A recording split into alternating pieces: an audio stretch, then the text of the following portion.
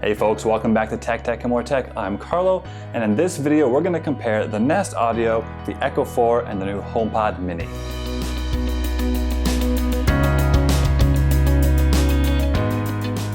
As always, if you prefer a more detailed written review, head on over to techandmoretech.com or check the link in the description just below that like button. Last month I compared the new 4th generation Echo and the Nest Audio, as they were the two new smart speakers both competing at the $99 price point.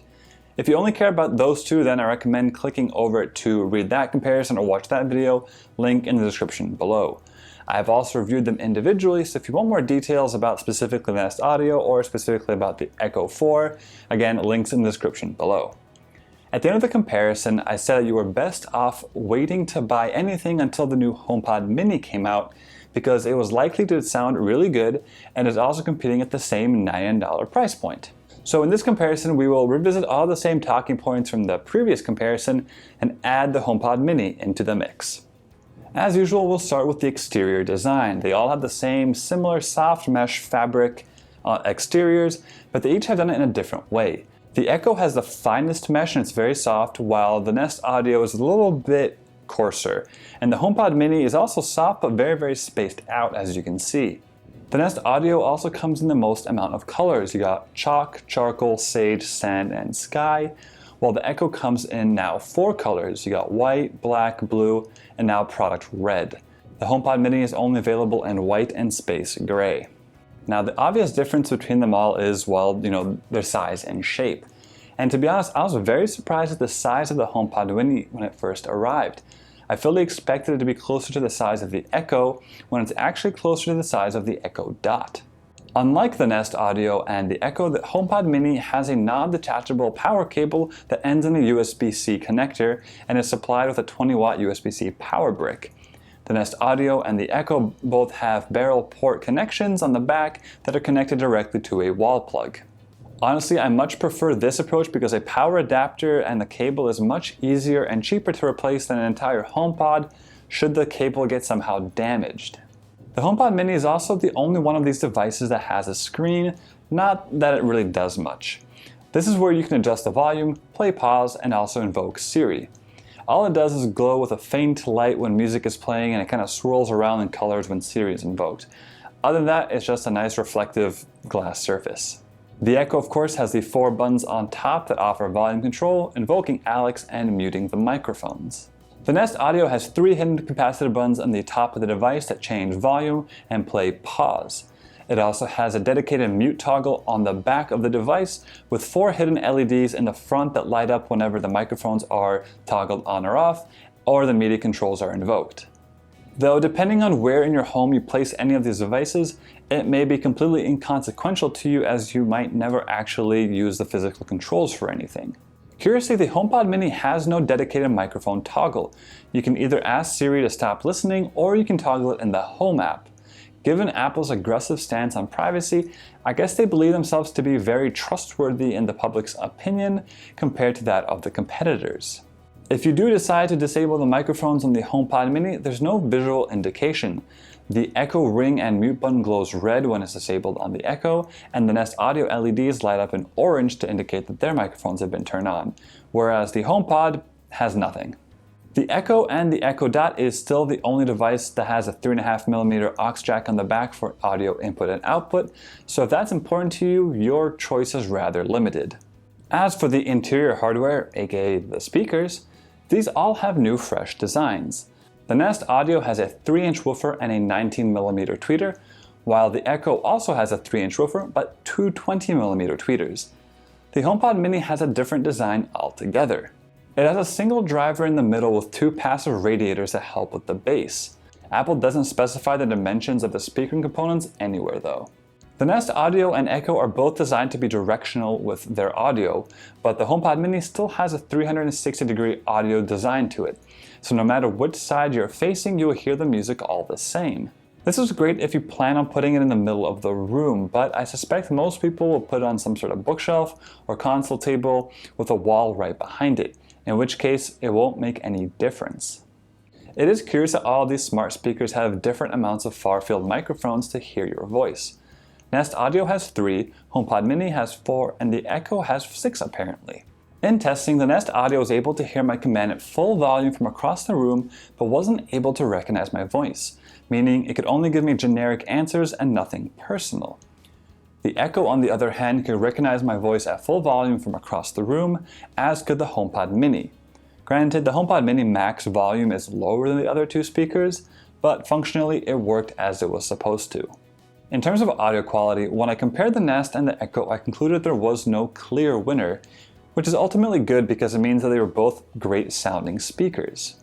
Despite the extra tweeter in the Echo 4, I found that it was the bass that was more noticeable and pronounced. It was a bit punchier and tended to give the music a much fuller sound. If you like bassy songs, then the Echo is probably going to be the one most to your taste. However, the bass tended to creep into the mids, and for songs that feature a lot of midtones, you may find the bass to be a little bit overwhelming, taking away from the clarity of the song. The HomePod Mini unsurprisingly sounds great, but falls short at the same time. Because of the physical limitation of the device, it relies on computational audio to analyze the sounds at 120 times a second in order to produce the best possible sound. That results in audio that is fantastic given the size. The two passive radiators do extend the bass quite a bit for a sound that is similar to the Nest Audio. Notice I keep saying for the size. And that's because the HomePod Mini simply can't keep up with the other two when it comes to volume. At 100% volume, it sounds great, no distortions, but it's equivalent to about 70 to 75% of the volume of the other two. Neither the Echo nor the Nest Audio suffer particularly from top volume distortion either, so it's not like there's a decibel range that all these speakers are limited to or competing at. But for all the magic it does, sometimes there's just no replacement for displacement. The bass in the HomePod Mini can make a decent sound, but it's nothing compared to the Echo, which is the only one that can really be felt. The other side of the smart speaker is the smart side, and that has two facets to it. First, you've got the voice AI, and the second part is smart home capabilities. Software, of course, is the great differentiator between all these devices, and most likely going to be the deciding factor between them if you don't have a particular allegiance to any smart home ecosystem. All three can be paired to a twin speaker for a stereo setup mode, which vastly increases their volume. Both the HomePod Mini and the Echo can be paired to either an Apple TV or a Fire TV, respectively, to act as TV speakers. However, the HomePod Mini can't be set as the default option, so if you want stereo HomePod Minis for your main TV, then you're going to have a rough time right now. The Echo can be taken a step further and paired with an Echo Sub to create a home theater setup with a Fire TV if you are really all in on the Amazon ecosystem. The Nest Audio, on the other hand, can't even be compared to the new Chromecast with the Google TV, which I think is a missed opportunity. All the speakers support multi-room audio as well as intercom functionality between them. However, given the tight-knit integration of the Apple ecosystem, this can be extended to any of your Apple devices that are part of the same home.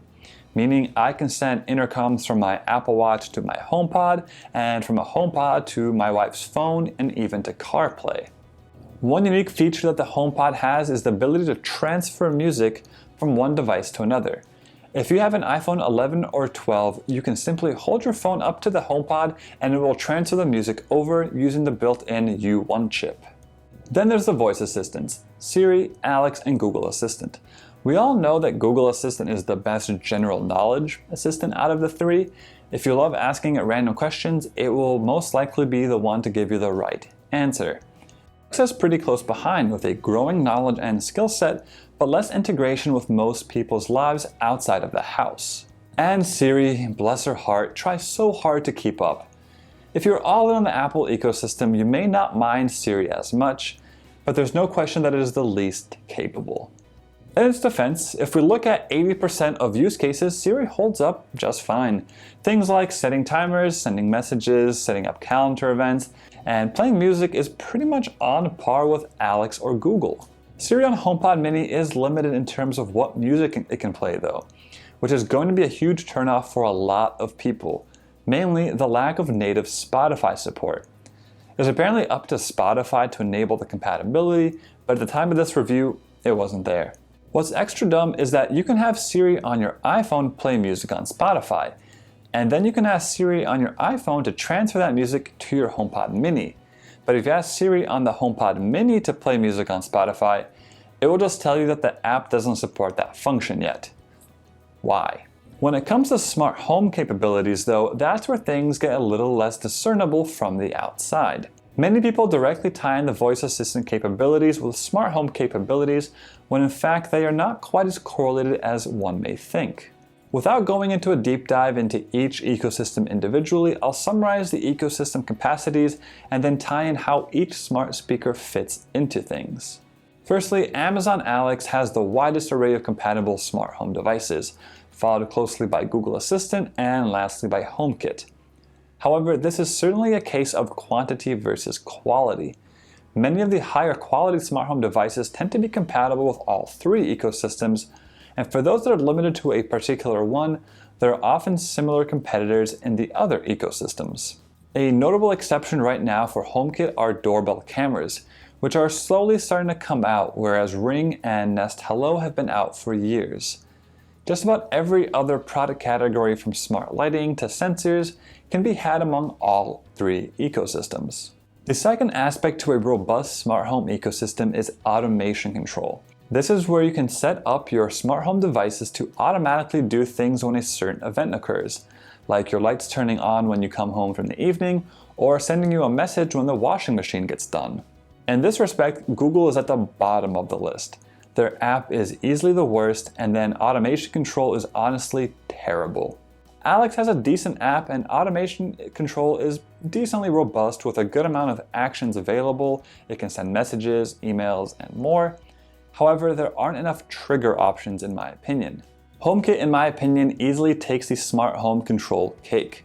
The app is the easiest to use, integration with the rest of the Apple ecosystem is unparalleled, and the automation control is the most developed, especially when you start learning about shortcuts and their capabilities. I mentioned in the Nest and Echo comparison how the Echo also has a Zigbee hub built in, meaning it can connect to a wider range of smart home devices.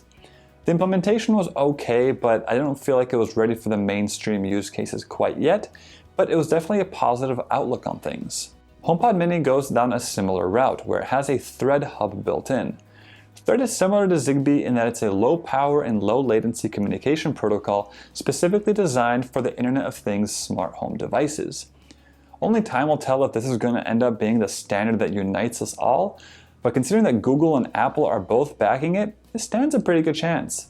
While there aren't many devices out there that use Thread yet, it is still great that the HomePod Mini has this built in, as it is now the cheapest HomeKit hub you can buy, and it shows Apple's commitment to the standard and to the longevity of this device. Nest Audio has nothing in this regard, which is odd because Google is one of the founding members of Thread. The Nest Audio really just works as a smart speaker, but not much of a smart home speaker. So all of this brings us to the golden question. Which one of these smart home speakers should you buy? As always, we start with the price, which is $99 for each one. The Echo is actually on sale for Black Friday right now for $70, which is a great deal, but for the sake of comparison, we'll look at full retail prices. There's honestly no clear-cut winner because it will depend on how much you personally weigh each aspect of each device. If you're already invested in any of these ecosystems, I don't think any of the competitors are so much better they're going to make you want to switch. The good news is that they all sound great, so no matter which one you buy, you're going to have a good audio experience with it. If I was in the position of starting a smart home and I had an iPhone, I would probably end up choosing the HomePod Mini due to all the smart home HomeKit features and the tight-knit integration with the rest of the Apple ecosystem. If I just wanted a good sounding speaker that I could control with my voice, I'd probably have to choose the Echo 4 for its bassy presence and the very full sound that it produces. And that wraps it up. My question for all of you is, which speaker would you buy and why? Let me know in the comments down below. As always, thank you so much for watching. If you liked the video, be sure to like and subscribe button for plenty more videos to come. If you have any other questions or comments, please leave them down below and I will get to them as best I can. And until next time, see ya.